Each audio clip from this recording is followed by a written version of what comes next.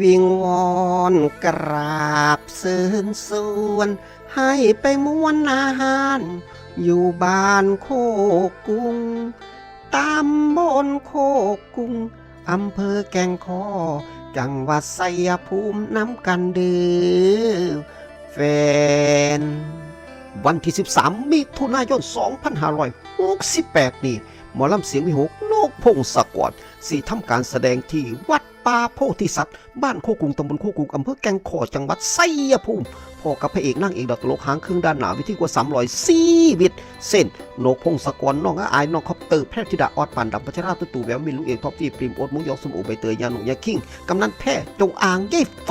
ไล่กันบ่วาดบ่ไหวไล่ขักอย่าลืมอย่าพลาดวันที่13มิถุนายน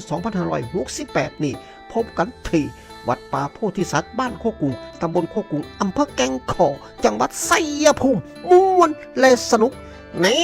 นอ